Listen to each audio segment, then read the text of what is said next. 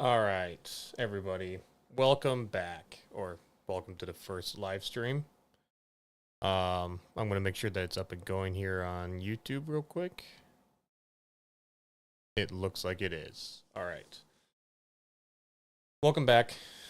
This is the Real Mark, the show, where we cut through liberal noise and bring you the truth about what's actually happening in America and the United States of America, not just the continent, but and the world.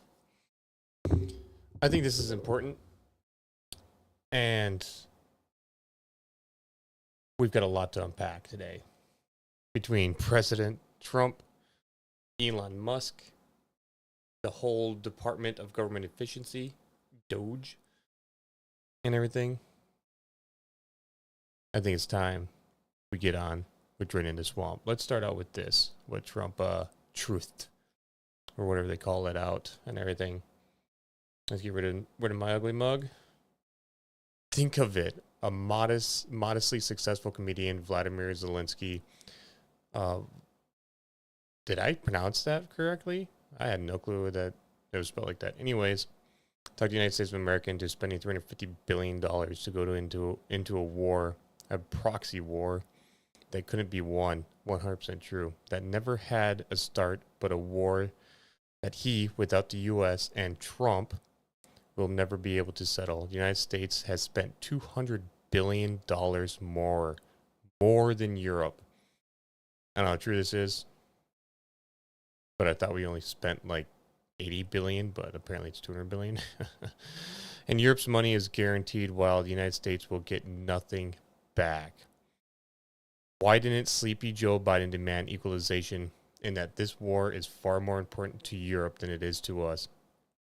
We have a big, beautiful ocean that separates us. On top of this, Zelensky admits that half of the money we send him is missing. He admitted that. He refuses to have elections, is very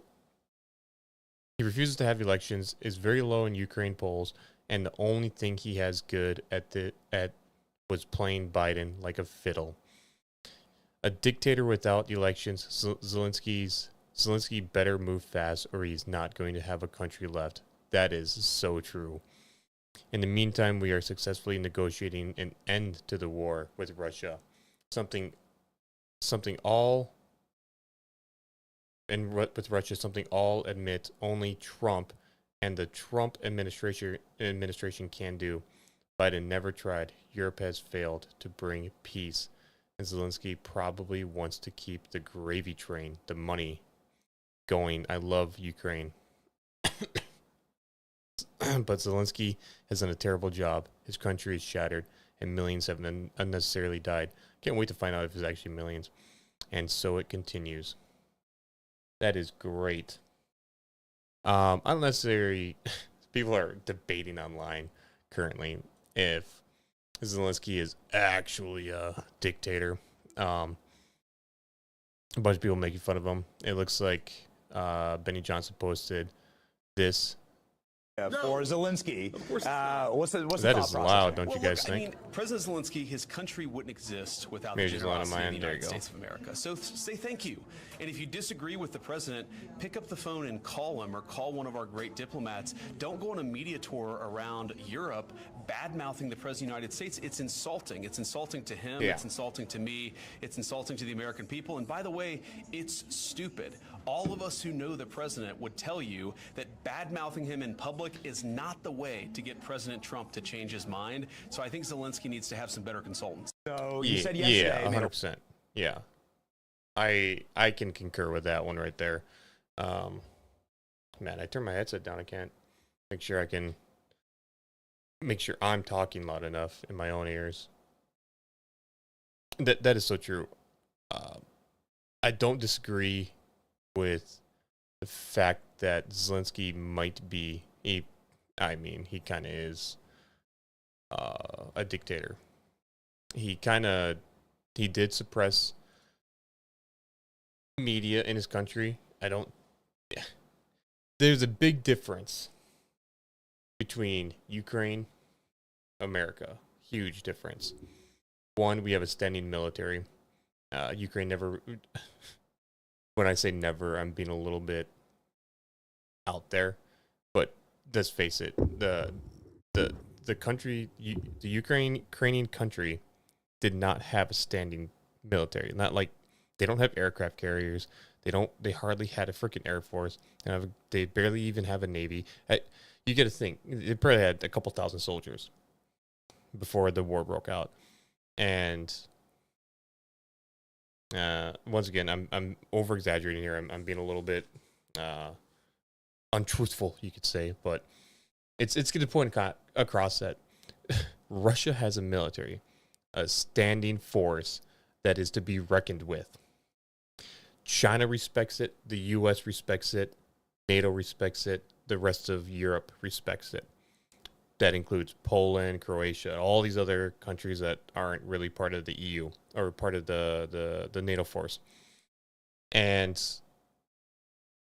this dude right here decided to go against a standing military. I don't think that's the smartest thing a guy could have done when you don't really have one yourself. Now, we can get into conspiracy that it was all because politicians wanted money, he wanted money, our politicians wanted money, blah, blah, blah. That's not here nor there. But what we're arguing currently is, I'm wishing I could find it.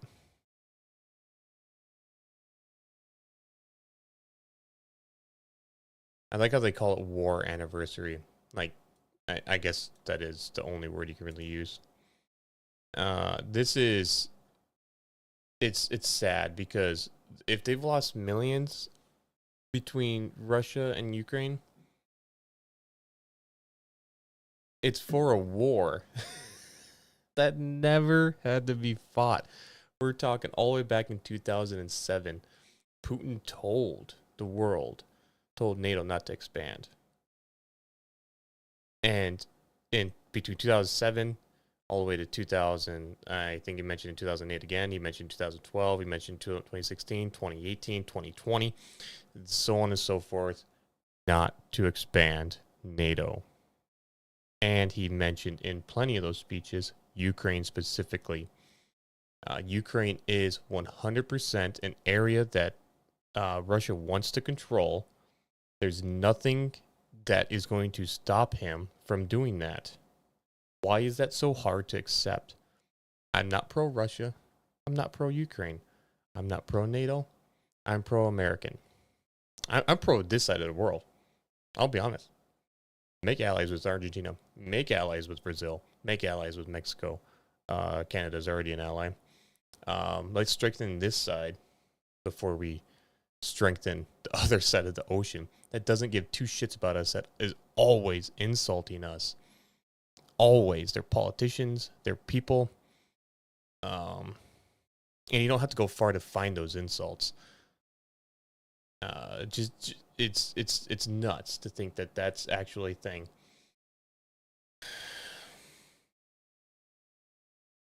Okay, let's move on a little bit. We can go ahead and discuss more of that if we have to.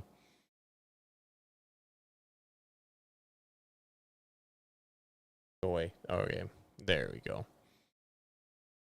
I'm going to look. What is this? Washington Post. Experts say Trump comes close to red line of openly defying judges. Yeah. Many of Trump's early actions are unpopular post ipso poll finds. Yeah, IRS starts employee layoffs. Yeah, about 7,000. I think it's like 6,000, almost 7,000. What is this? Oh, yeah, you got to pay for Washington Post. Go chew on it.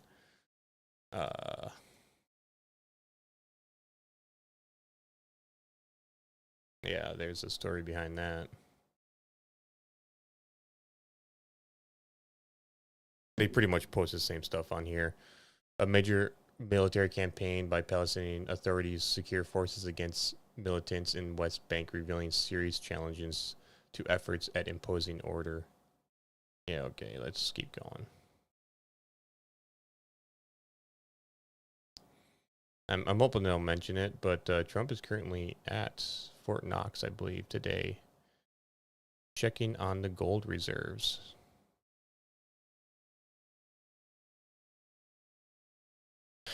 There's... I kind of like Reuters. Anyways.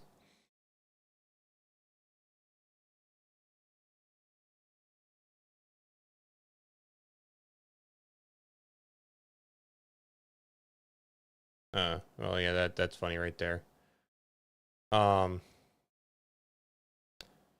Netanya vows revenge as Hamas hands over bodies of youngest hostages. This is wild. They murdered these Palestinian Hamasians, whatever the hell they're called, finally released the bodies of 4 Israeli hostages, including the infant.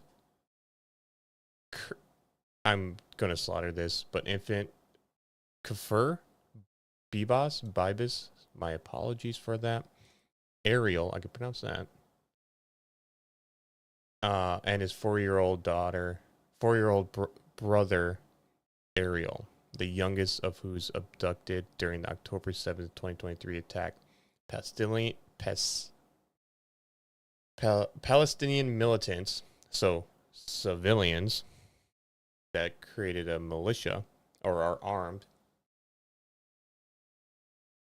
handed over 4 black coffins in a carefully orchestrated public display with dozens of armed Hamas militants and crowds of Palestinians gathering to watch.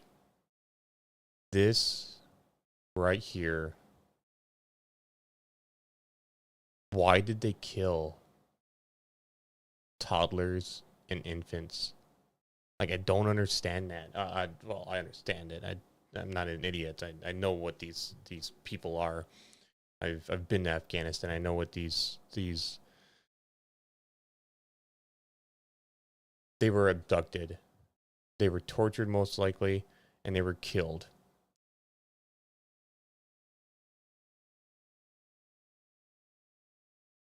It's honestly sad.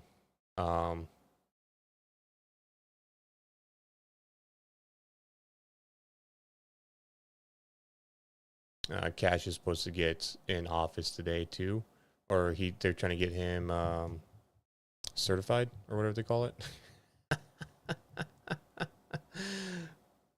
What did I click on? I must click on the wrong thing. There we go.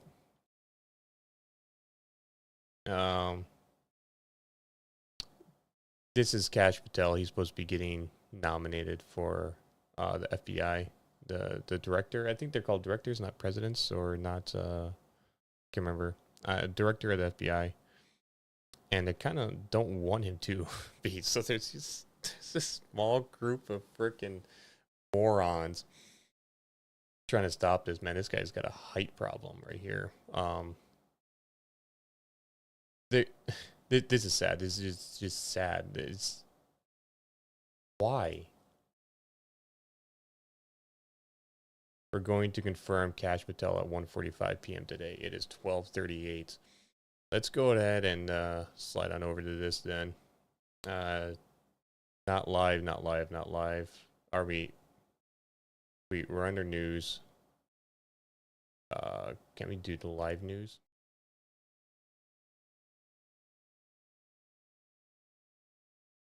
Through sedation and distraction. Yet inside of us, we know that love and self-knowledge are the only true paths to good health. Here at HHS, we need to take on the task of guiding our country and the world to question, towards skepticism, towards engagement, to discover our own paths to living our fullest lives, unleashing the potential in every one of us to make good personal choices that allow us to nourish, to heal, and to develop ourselves. Only this path will make us effective citizens in a democracy. This is decidedly the American identity that we want for our children and their children. Through our own example of dedication and integrity, we can inspire our country on the mission toward well-being and toward achieving our historic mission as an exemplary nation. The goals that I have for HHS, The goals of transparency, of informed choice, of integrity, of efficiency are possible only with your help. This task before us is historic to reverse a trend of worsening health that goes back 60 years. And I know that we can do it. I know a higher standard of health is possible. I know that because I remember a time that our country was the healthiest and most robust country on earth. With your help and commitment, we can go back to that time. We can have that again. Now let's get to work, and thank you all very much.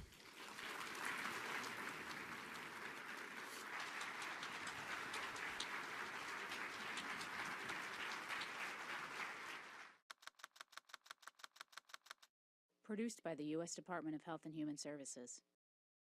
Hello, everybody. Thank you for that introduction, and thank you for minding the agency during my confirmation process. I'm very, very happy to be here today. I'm proud that President Trump has appointed me to the position of trust to carry out his agenda to make America healthy again. This is the mission that President Trump and I hold in common, and that has inspired a tectonic outpouring of enthusiasm and support from the American people. It's not difficult to understand why. In the U.S., 6 out of every 10 adults have at least one chronic disease, and 4 in 10 have 2 or more. The U.S. has the highest age-standardized cancer incident rate among 204 countries in the world, nearly double the next highest rate. Asthma and autoimmune diseases are far more common in the U.S. than in any other part of the world. Prior to COVID, American life expectancy averaged 7.8 years. That's about 4 years shorter than comparable countries. Autism now affects 1 in every 36 kids, a more than 4-fold increase over past decades. 18% of teens suffer from fatty liver disease. Nearly 38% are diabetic or pre-diabetic, and more than 40% are overweight or obese. These conditions were virtually unheard of when my uncle was president, 1960 to 1963, when I was a 10-year-old boy.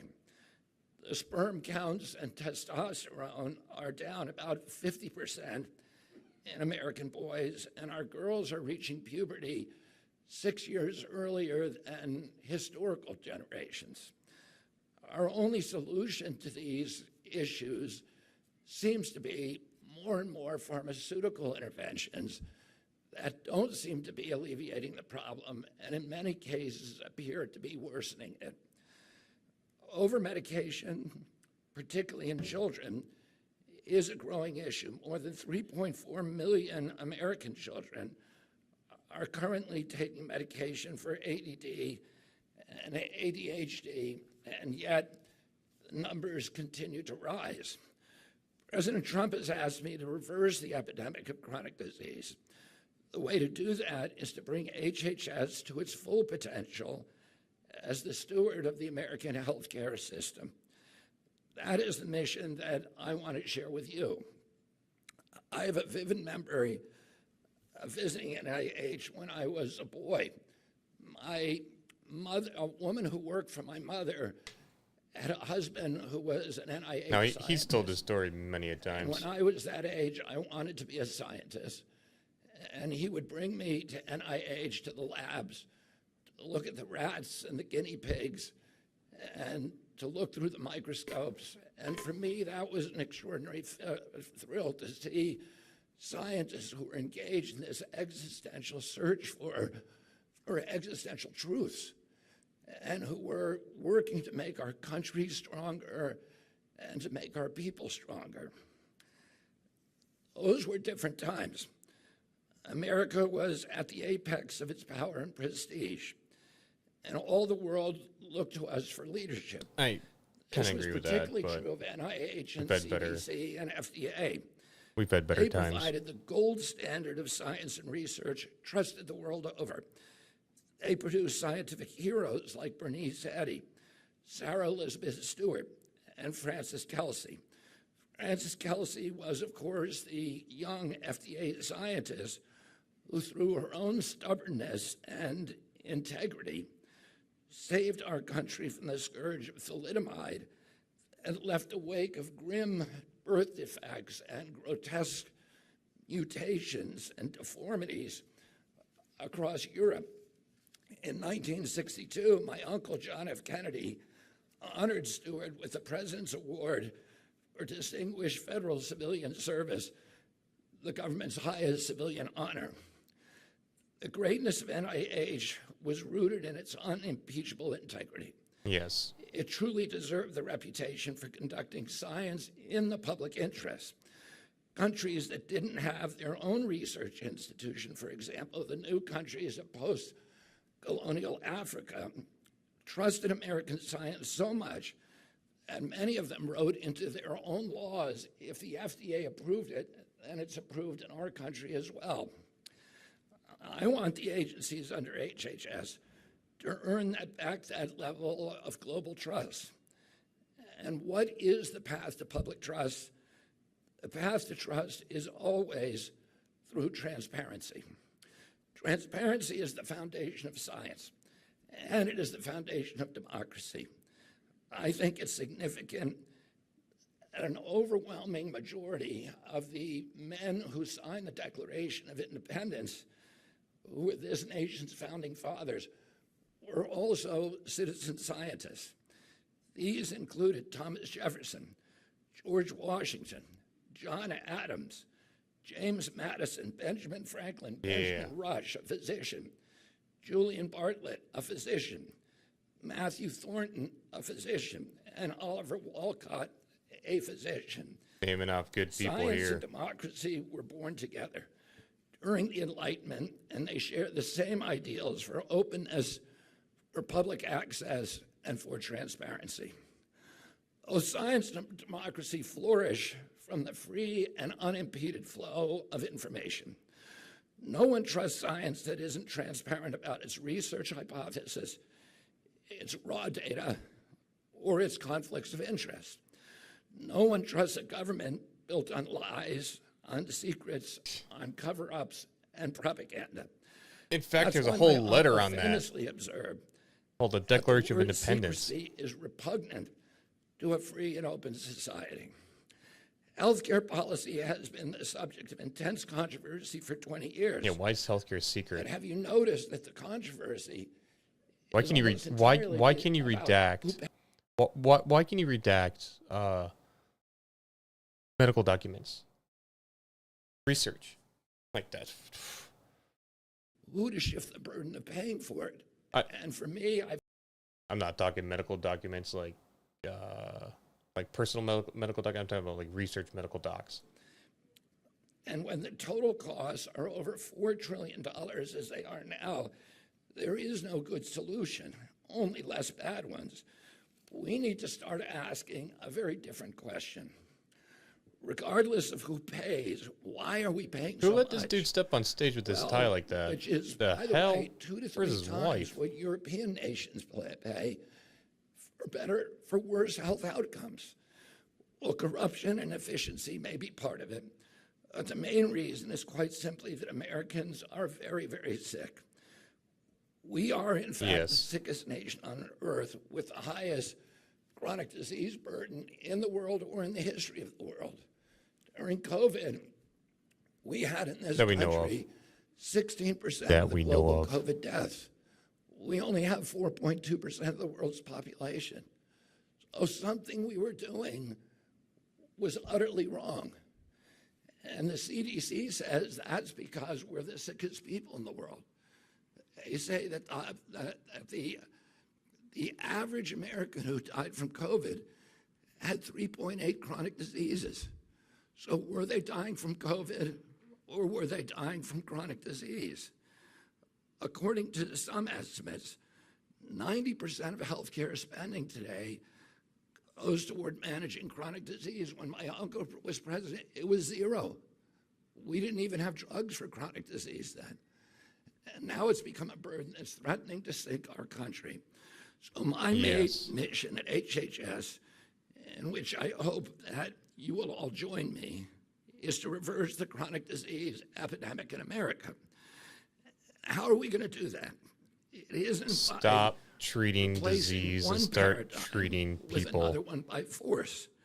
I'm not going to come in here and impose maybe some my better words that I could have over any of figured yours. out there, but that's basically what it is. Instead, we're going to work together to launch a new era of radical transparency.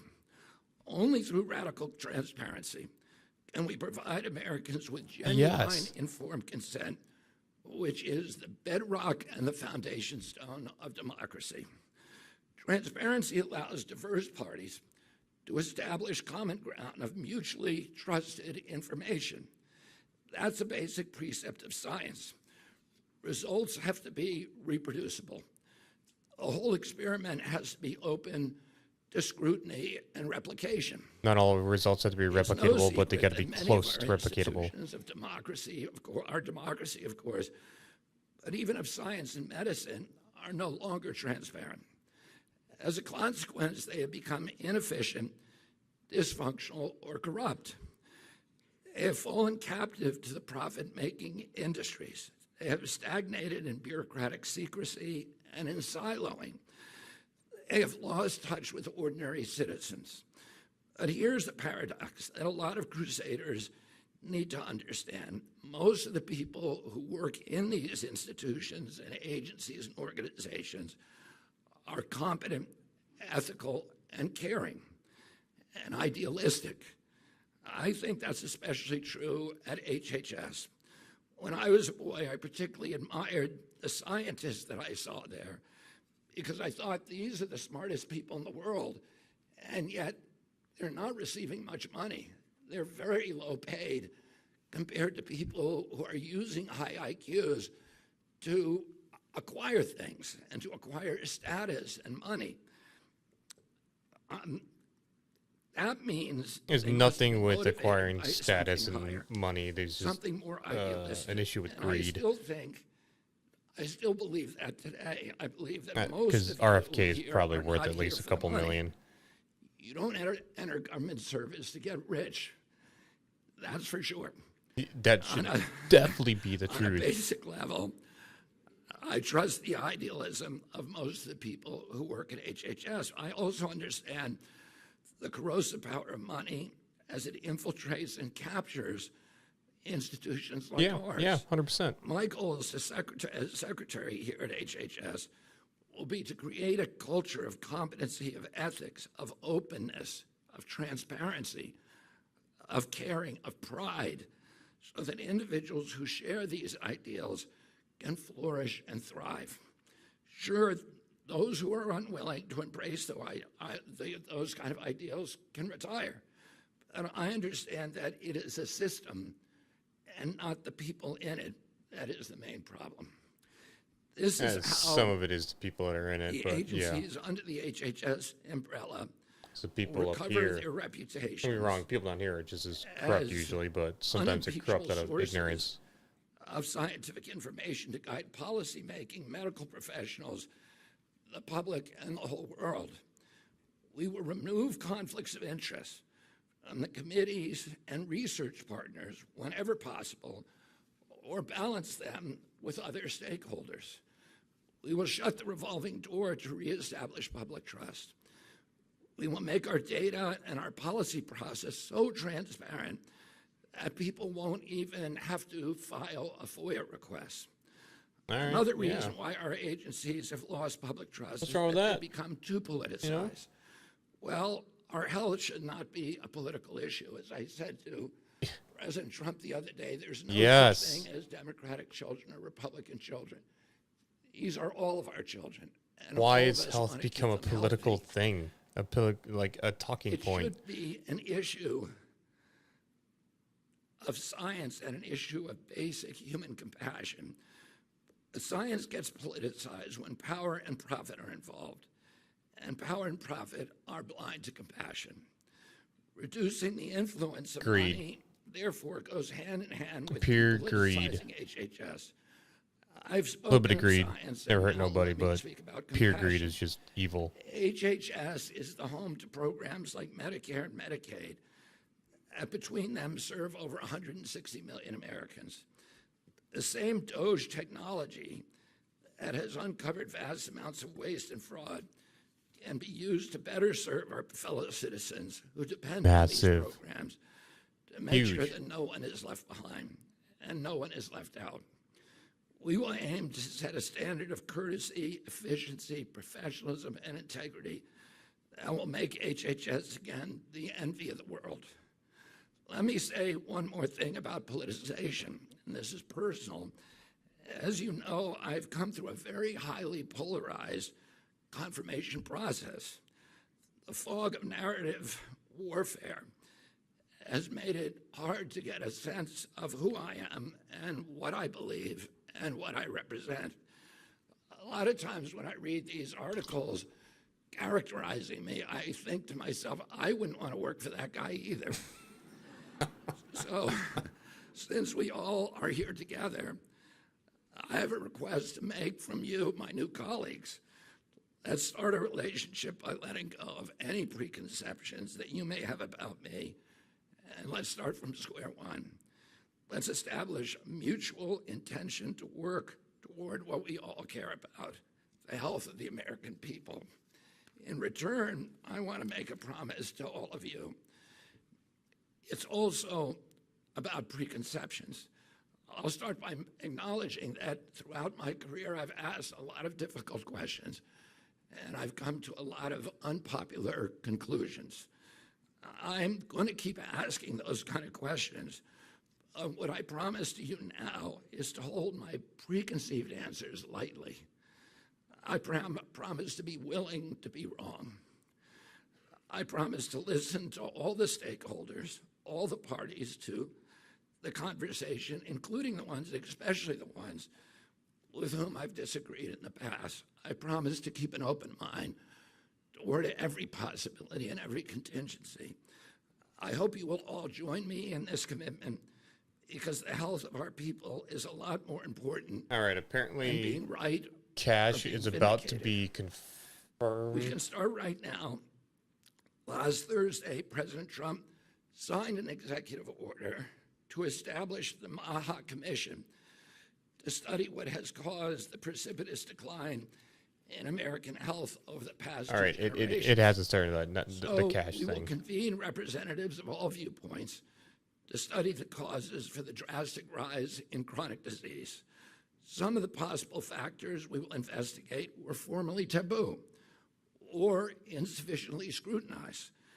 The childhood vaccine schedule, electromagnetic radiation, glyphosate, other pesticides, ultra-processed foods, artificial food additives, SSRI and other psychiatric drugs, PFAs, PFOAs, microplastics. Nothing is going to be off limits. Whatever belief or suspicion I have expressed in the past, I don't think you can I'm willing remove to subject them microplastics from this all world. to the scrutiny That's of unbiased science. we have ourselves. That is going to be our template. We're gonna have to rely on unbiased science. genetic mutations That's and something that will make us all proud the furthering this of our agency genome and and of our being able role to process in those things restoring properly. American health. Let's commission research that will satisfy all the stakeholders. Evolution, Once basically. and for all, let's use protocols that we all agree on in advance and not alter the outcomes of studies when they're halfway through and that they look inconvenient. Let's all depoliticize these issues and reestablish a common ground for action and renew the search for existential truth with no political impediments and no preconceptions. Finally, I want to ask you to think about an even larger challenge to this agency. If we're really going to end the chronic disease epidemic, we need to recognize the connection between the physical decrepitude that now beleaguers our citizenry and the pervasive spiritual malaise that has left so many young people feeling alienated, dispossessed, disconnected, purposeless, and hopeless. Spiritual and physical maladies thrive on one another. They feed on one another. Our overall wellness must begin with a spiritual question. How do we relate to ourselves, to each other, to our communities, and to the planet? Vested interests and malignant political actors profit and flourish when we are atomized and fragmented, and uncertain when we can be easily propagandized, when we live in fear and helplessness and victimization. These forces prefer to have us in terror and anxiety, which disable our capacity for critical thinking and make us more compliant and more credulous. They want us hiding from ourselves to avoid our own shadows and dulling our pain and loneliness through sedation and distraction. That's actually That very inside eloquent us, we know of word that love choices, in my and opinion. self-knowledge That's pretty are good. the only true paths to good health. Here at HHS, we need to take on the task of guiding our country and the world to question, towards skepticism, towards engagement, to discover our own paths to living our fullest lives, unleashing the potential in every one of us to make good personal choices that allow us to nourish, to heal, and to develop ourselves. Only this path will make us effective citizens in a democracy. This is decidedly the American identity that we want for our children and their children. Through our own example of dedication and integrity, we Dude's can speech is a inspire our while. country on the mission toward well-being and toward achieving our historic mission as an exemplary nation. The goals that I have for HHS, the goals of transparency, of informed choice, of integrity, of efficiency, are possible only with your help. This task before us is historic, to reverse a trend of worsening health that goes back 60 years. And I know that we can do it. I know a higher standard of health is possible. I know that because I 100%, remember yeah. a time that our country was the healthiest and most robust country on earth. Yeah. With your help and commitment, we can go back to that time. We can have We're that all again. fighters, warriors, Now farmers, let's get to work, and thank you all very much. industrialists. Yeah, I like that speech. We didn't get to the whole thing and everything. We came in a little late and whatnot, but I didn't know he was speaking today either, so my bad. Produced by the U.S. Department. Do we need a Department of Health and Human Services? Probably not. But do we need a Department of Health and Human Services? Yes, we do at this point. It's kind of like the Department of Education. We kind of need it, but at the same time, I wish it got freaking abolished. For obvious reasons. I think states should kind of be in charge of those things. Florida, Tillis, and Young. Senators voting in the negative: Duckworth, Durbin, King, Lujan. So this is the about to be's confirmation for Kash Patel. So that'll be good. Benny Johnson's live streaming it. Are we live? Let's go under live. So I don't disagree with having a Department of Health and Human Services, obviously, because we got to the point where you need it, and it's so deep grounded from the Fed down that system would be very bad to dismantle. Unlike the Department of Education, I think that's easy. Just give back to the states and then give states money for education, blah, blah, blah. You don't need a department for that. That's pretty simple. I'll just apply for some grants and everything like that. Like they still have to do, but they'll still continue to do if we get rid of the Department of Education.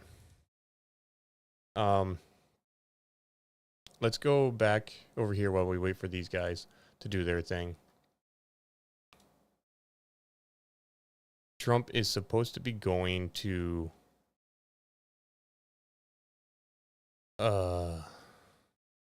and hopefully it's soon we get to hear from him. about Fort Knox, honestly.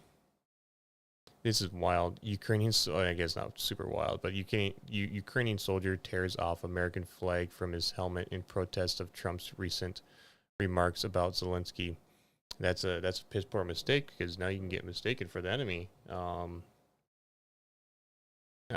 These people only like us if we're giving them money. I mean, at least they like us for giving them money. Europe hates us for giving them everything that we give them. So, this guy just acting a clown, trying to get some hype around his own person, but still interesting nonetheless. Yeah, Viva Mexico! Don't send us back. Go home, you parasite. Why no American flags? Yeah, you love Mexico so much, then go back home. Jesus. It's not hard. Oh, Zelensky blocks access to Trump's social media platform, Truth Social, across Ukraine. I'm not saying he's not allowed to do that, but if you're trying to not look like a dictator, maybe don't do dictator things. People are like, oh, you think he's equivalent to Putin? No, I mean, the issue with calling out Putin as a dictator is when you do, he admits to it, or at least beats around the bush, and then eventually gets to the fact that he knows he's a dictator. Putin knows what he's doing. He's 100% a dictator. So I don't a terrible argument. This guy Zelensky, he just denies it. Do I think he's radical or an extreme dictator? Nah. I think the guy might have what's best in mind for his country, but I also think he's an idiot, and he's possibly a puppet. Anybody, you can disagree with it all you want, but those are some facts that I would like to get out of the way. All Zelensky needs to do is prove he's not a dictator, is hold an election that's not going to happen, and we all know why. No, I think you can not have an election when there's a war and not be considered a dictator. Terrible example, in my opinion. I think there's other things, suppressing media, arresting people that you're claiming are just because they're pro-Russian in your country and everything. It's one thing to be pro-Russian and actually be part of the Russian invasion and everything. Two completely different things, in my opinion. I think you'd be pro-Russian and not like trying to. Either way, whatever. I mean, we let Al Jazeera into America, and they're a terrorist organization, but that's neither here nor there. To make sure the gold is there. Are they gonna We're going to go into Fort Knox to make sure the gold is there. Are they gonna You know that we're It's going not. to go into Fort Knox. Do you know about that? Sir, That was a bad bump. are they going to eliminate more national security positions, civilians there? We'll see what happens. But one of the things we do want to look, I mean, we hope everything's fine with Fort Knox, but we're going to go to Fort Knox, the fabled Fort Knox, to make sure the gold is there. Yeah. Why do we not know if the gold is there or not? Have you heard from any soldiers whether or not there's actually gold in Fort Knox? Like, nobody's been in there. Nobody's just crack it open a little. Look, be like, okay, there's a couple pellets. Yeah, that's that's approximately this much weight. But no, it's just. The press can keep track of all they're doing. I mean, they talk about the shock and awe strategy. Seriously. So when you're looking at this list after list after list, what stands out? Hard on the eyes quality. Well, speaking of the press, I do think that we've had maybe more executive orders than CNN has viewers each night. So hello to our friends at CNN. I actually think that their plan was they were going to go all in on anti-Trump and hope that he could save CNN in the same way that he did, frankly, in 2017, because nobody really watched the network until he became president in 2017. But that's maybe the one thing I think the president has been unable to do, unable to save the CNN's ratings over the last few months. But look, I think that what the president has tried to do, if this guy doesn't become president, recognize I'll be that we have a surprised. historical mandate on a few issues. We have to secure the southern border, and thanks to his actions, border crossings are down well over 90%, Yes. and we're just getting started. Get rid of them. He recognizes that we have to really unlock Keep the engine them of American out. growth. We've got to get back to having a growing economy that creates Yes. good jobs and high wages for the American people. And a lot of that goes Not just back high to wages, just drill, stable baby, drill. jobs. We've done more on energy under President Trump's leadership than I think any administration in history, and that's not an I exaggeration. don't know about And any of course, facts we're gonna about do that, more. but And then I think the third thing that he's tried to do, of course, with the help of Elon and all the great folks at DOGE, is ask, what are we doing with all of the American taxpayers' money, and why are Yes. we wasting so much of it on garbage that the American Fraudulent people either aren't traitors. aware that we're spending it on or don't want to be spending it on in the first place? Right. Like, for example, the stuff that we've figured out, Mercedes, is unbelievable. Why her are we name's spending Mercedes. All right, pause. She don't look like no Mercedes.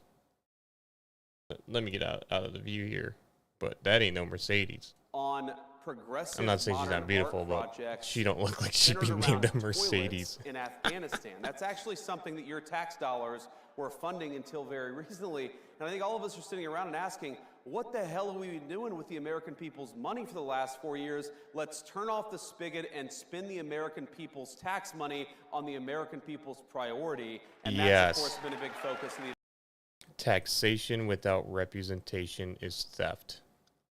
Yes. orders than CNN has viewers each night. Okay, this is funny. So many scams stealing your hard-earned taxpayer money. Stacey Abrams scam uncovered by DOGE.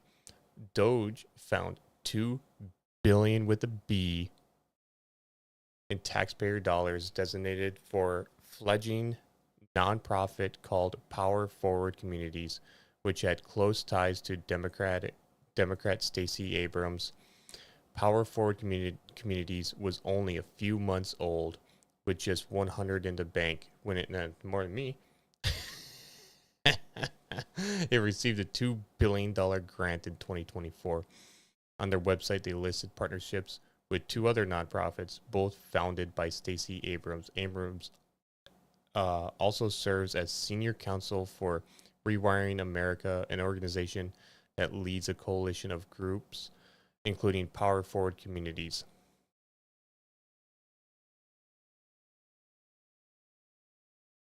Oh my God, they got a whole article on this woman. It's $2 billion. She doesn't look like she can be responsible for $2 billion, to be honest. Maybe a little better than me, but I highly doubt that. That is wild. Dude,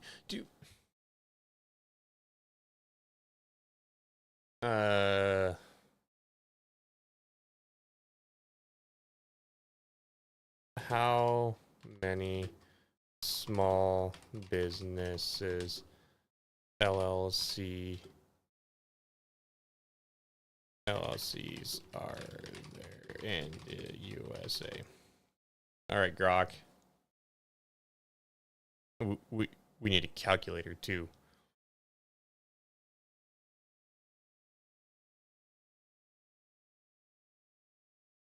Shows that LLCs accounted for 71.7% of all partnerships returns filed, which translates to a significant portion of business entities. Blah blah blah. What is the number? 12.5 to 14.2 million small businesses. Okay, so 14 million million divided by 2 billion. Get all these zeros correct.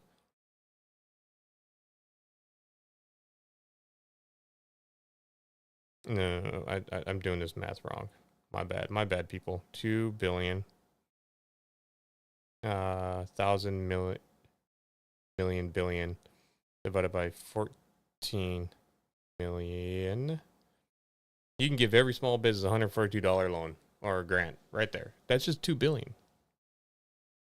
Now, granted, That's not very much money. I thought it'd be a little bit more, so my bad. By the way, like, you're giving out these grants. This is free money. A grant is basically free money.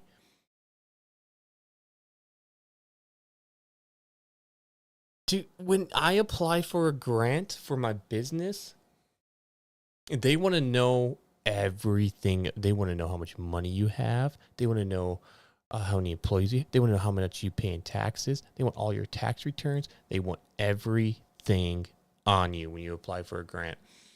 And I want to see this woman's paperwork for this $2 billion grant. Like, I don't care that she got it, but I want to see what she put down on her goddamn paperwork to get $2 billion. That is so much money to a non-profit. A non-profit. Do you know how many businesses are out there that work in construction, that work on the infrastructure, and how much $1 million would help that company? Like, oh yeah. How many of those 14 million are construction business? I only use construction, not that other businesses don't, contribute largely to the United States.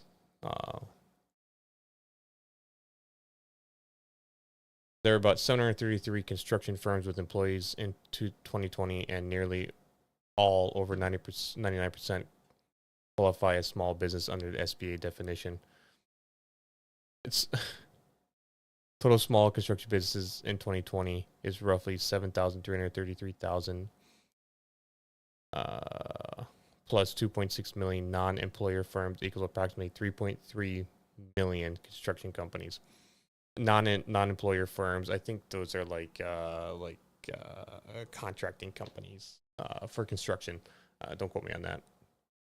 But $1 million to a couple of these 733,000 construction companies would be game changer for them. They could easily, because a lot of these 733 construction companies, the owners are probably making just as much as their employees. Think about that. And they build infrastructure for the country. These 733,000, a portion of them do subcontracting for the big boys like Ames, Michaels, Tesla, SpaceX, big contractors that build highways, build infrastructure. They subcontract for them. And you have to have bonding. They come in and they do $1 million fucking jobs. They do multi-million-dollar jobs as subcontractors, and they barely make anything on these contracts. Don't get me wrong, some of these guys make a buttload of money. I'm not gonna lie, Michaels, but they're all union companies. They're all terrible businesses. I'm not pro-union, by the way. They're back in Washington, D.C. 16 hours ago. All right. Yeah, so this is, that's not important. Community noted. Oh, this, real quick. Looks like they might be starting soon. Mr. Cruz, Cruz is on the floor right now. He's not even in the stand or whatever. In his seat.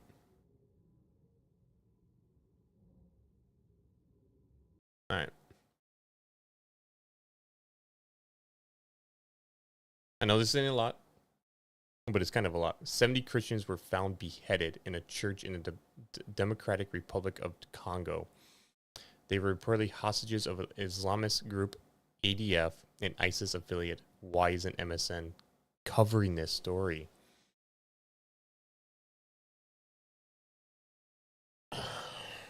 When do we have to get it through our heads that some cultures do not mix at all. Period. Some cultures have vile, disgusting, evil ideologies. And believe it or not, a lot of Islamist groups have the same or practically the same ideologies. Destroy and eradicate infidels. They will kill children. They will kill women. They will do heinous things to people that they consider infidels. These are not people that mix well with other cultures, period.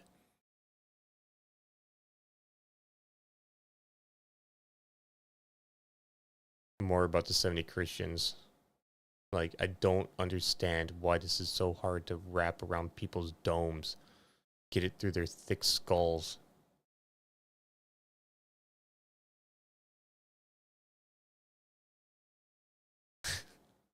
I mean, yeah.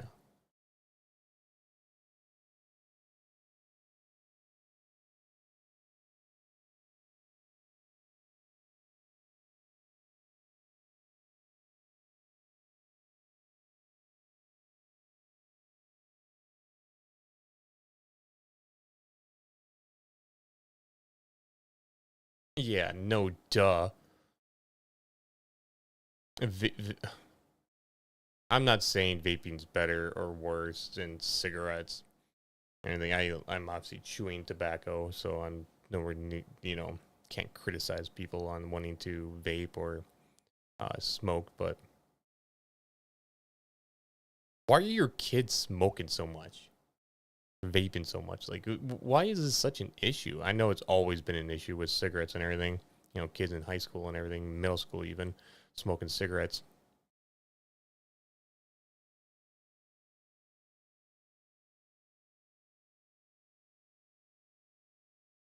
Western civilization. We cannot rebuild the United States of America or Europe by letting millions and millions of unvetted illegal migrants come into our country. It has to stop. Thank God it stopped here, but it's got to stop there. Yeah. We can't. Yeah, that is 100% true. If you're on an airplane, you lose compression, whatever it's called. You lose atmosphere within an airplane. They drop down the oxygen stuff, and you're supposed to put your mask on first.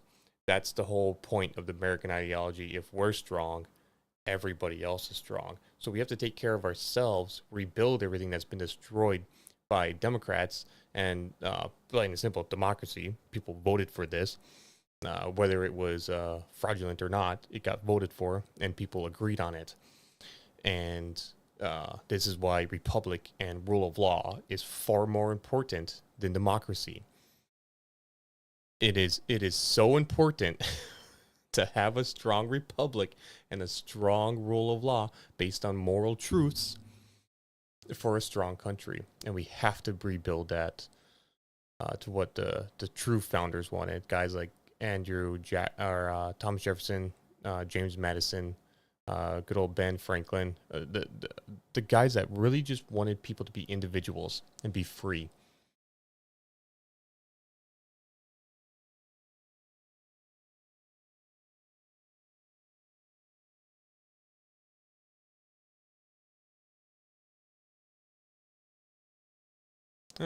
Yeah, I mean, sure.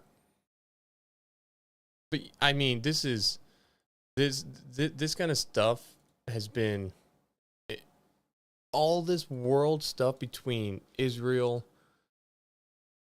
DOGE, Ukraine, Russia, the EU, NATO, has all been issues with money and this shadow government funding this crap. And DOGE is just let's just see what DOGE has been doing.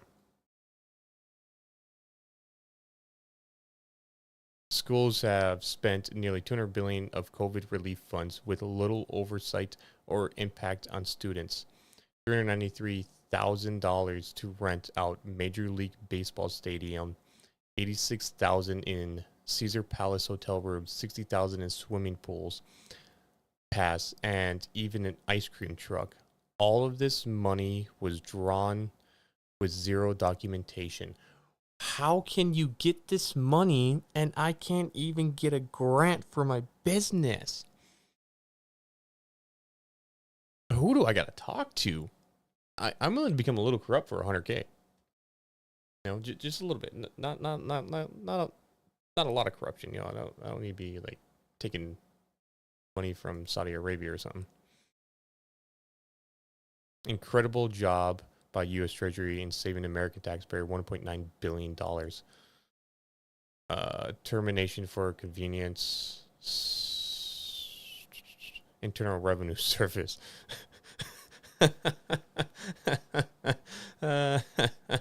Contract office. Oh no, the contracting office.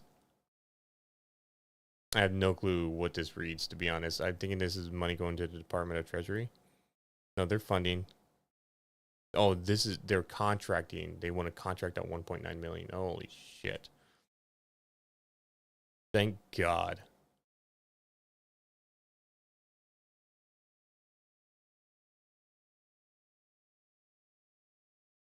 DOGE is just on it.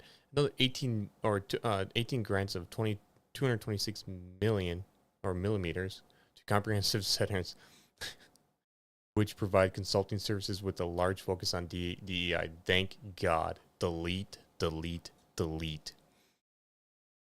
Not backspace button, the true delete button on the keyboard. Smash that thing. Make sure it's deleted. Then go into your recycling bin and make sure that fucker's empty too. Holy shit. That is a lot of money. It looks like they might be getting ready still.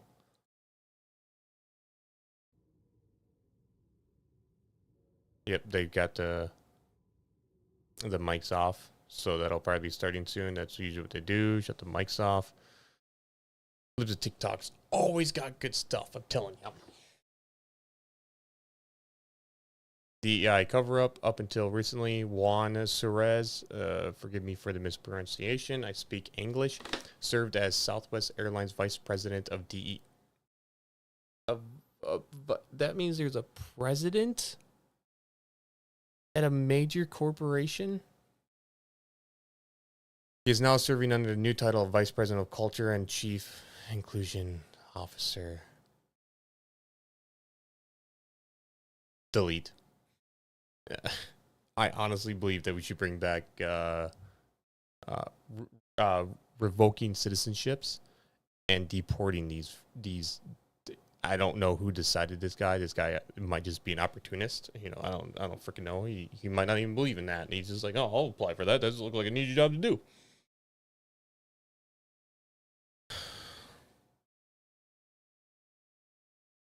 He has been confirmed. Am I not up to date?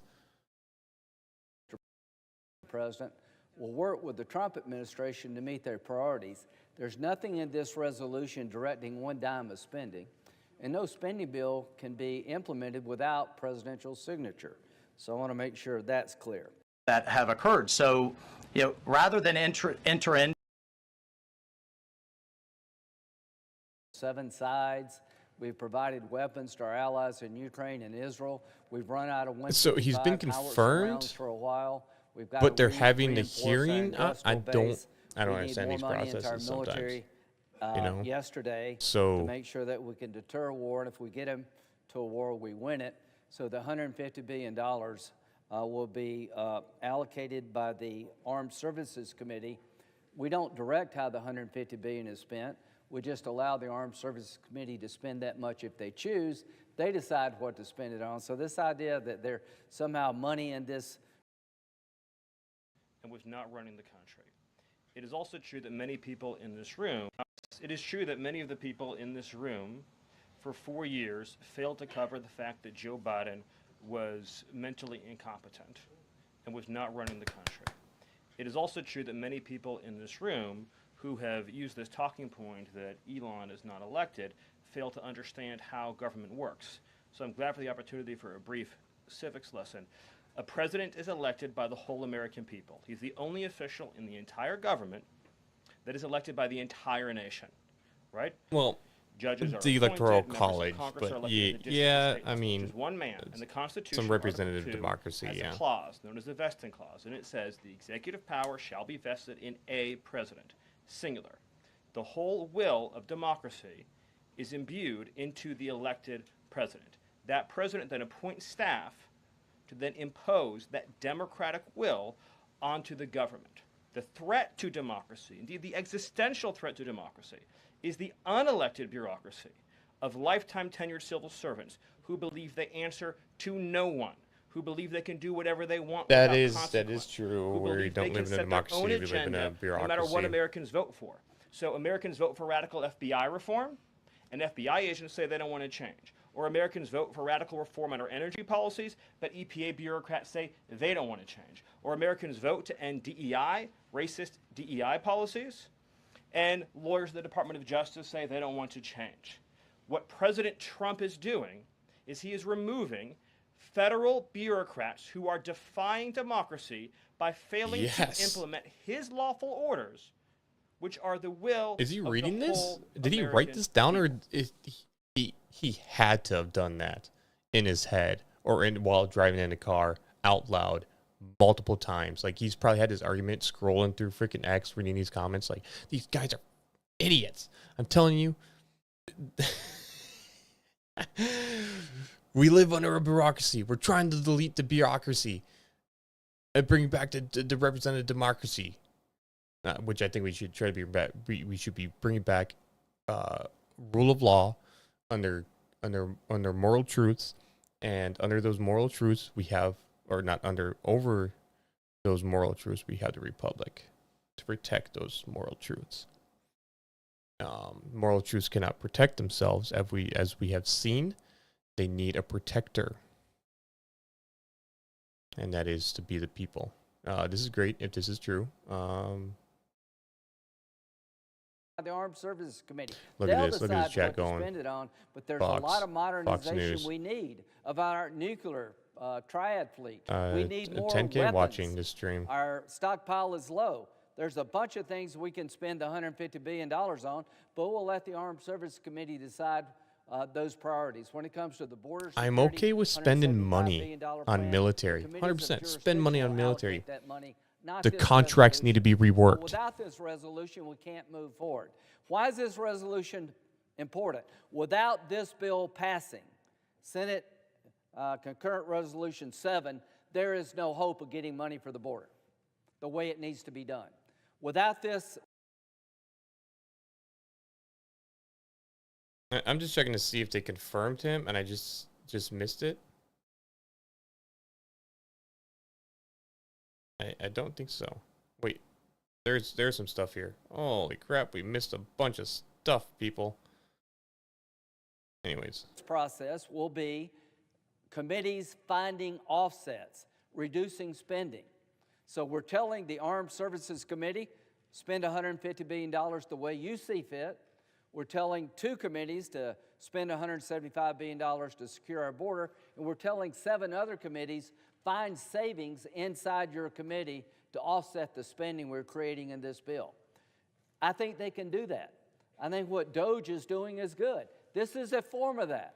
Every committee that's been instructed to save at least $1 billion will be able finally to go into the committee itself what they spend on. we also need to get rid of the the whole spend it all or don't get any at all system. So if you're given $1 million and you're going to spend 900,000 of it, next time you only get 900,000. That system needs to be gone.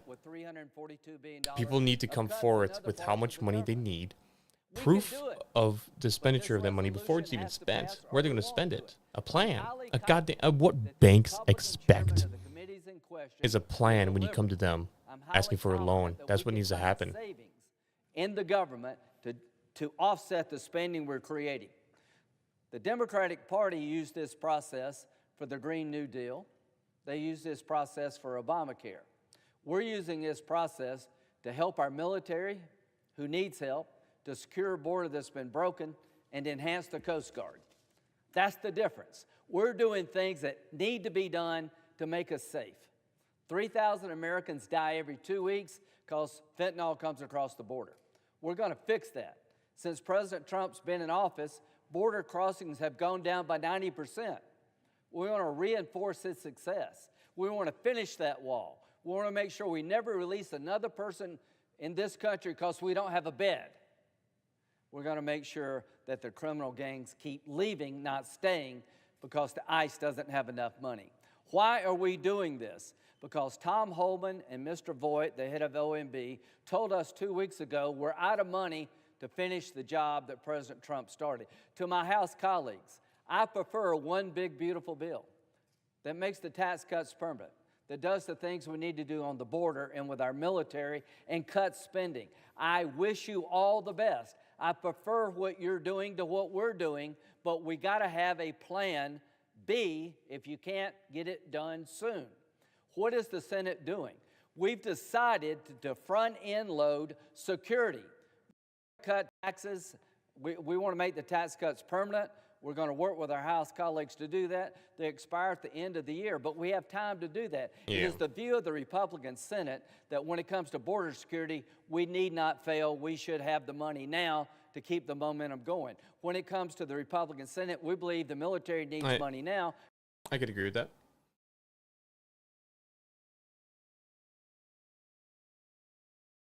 Yeah, I definitely agree with that, you know? Back and forth in the press, but we're full speed ahead to get the president's team in place so we can implement his America First policy. Thank you. Damn Mike has spoken pretty extensively. Does anybody have questions for Stephen or for Mr. Hassett? Nobody wants to talk about the economy? Yeah. Sure. IRS? Okay, go ahead. This would be for either one of you. So we reported, several other outlets have reported that about 3,500 people are due to be lose their jobs at the IRS by the end of the week. If the goal of these spending cuts across the federal government has been to reduce the debt, why impose some of the deepest cuts we've seen so far at the agency responsible for raising revenue for the federal government? They don't raise, they steal. The employees that we pay are being productive and effective, and there are many more than 100,000 people working to collect taxes, and not all of them are fully occupied. And the Treasury Secretary is studying the matter and feels like 3,500 is a small number, and probably can get bigger. Especially they don't raise money; they steal it. At the That's IRS. such a so strange concept. I know, but that is on the table for good reasons. And the point is that don't just talk about the IRS. Talk about all of government. That there are so many places. I live in D.C. You maybe live in D.C. where nobody's going to the buildings. People aren't commuting because nobody's doing their job. We look back and we see that there are all these people doing 2 jobs while they're getting a government payroll on the payroll. So the point is we're fixing that, and the IRS is a small part of that picture. So you're saying that everybody who's being let go was doing a bad job? I'm saying that we're studying every agency and deciding who to let go and why. And we're doing so very rationally with a lot of support from analysis. Because we're being told by a lot of people who have been let go at other agencies that they were told they were being dismissed because of poor performance, when in some cases they haven't even had a performance review yet because they've only been on the job a couple of months. Yeah, I've never seen a person who was laid off for poor performance say that they were performing poorly. Okay. Carolyn? Good point. Sure, Caitlin. I have a question. I'll start with you, Kevin Hassett. Thank you for being here. And then I've got a question for Mr. Waltz. On these potential checks that you might send out from DOGE, is there a concern as you're thinking through this that they could be inflationary? Oh, absolutely not, because imagine if we don't spend government money and we give it back to people, then if they spend it all, then you're even. But they're probably going to save a lot of it, in which case you're reducing inflation. Okay, and also, when the government spends a lot, that's what creates inflation. We learned that from Joe Biden. And so if we reduce government spending, then that's, reduces inflation. And if you give people money, then they're going to save a bunch of it. And when they save it, then that also reduces demand and reduces inflation. Okay, so you're not worried about it. And No, Mr. Waltz? To follow up on Peter's question, you wrote in an op-ed in the fall of 2023 that, quote, Putin is to blame, certainly like Al-Qaeda was to blame for 9/11. Do you still feel that way now, or do you share the president's assessment as he says Ukraine is to blame for the start of this war? Well, it shouldn't surprise you that I share the president's assessment on all kinds of issues. What I wrote as a member of Congress was as a former member of Congress. Look, what I share the president's assessment on is that the war has to end. And what comes with that? What comes with that should be, at some point, elections. What comes with that should be peace. What comes with that is prosperity that we've just offered in this natural resources and economic partnership arrangement, an end to the killing, and European security and security for the world. The president's not only determined to do that in Europe, he's determined to do it in the Middle East. And just a few months ago, we had an administration that had tried for 15 months, week after week, sitting with you here and couldn't get us to a ceasefire, couldn't get our hostages out. Now we're at that point. We're back to maximum pressure on Iran, and we have just begun, and we will drive towards a ceasefire and all of those other steps. I'm not going to pre-negotiate or get ahead of the sequencing of all of that. It's a very delicate situation. But this is a president of peace, and who here would argue against peace? Okay, so you do share that assessment. And can I follow up? In 2017, then President Trump. Go ahead. Can I just follow up really You quickly? just have two questions, Kate. Jordan, go ahead. I have an important follow-up. Jordan, go ahead. So, Mr. Hassett,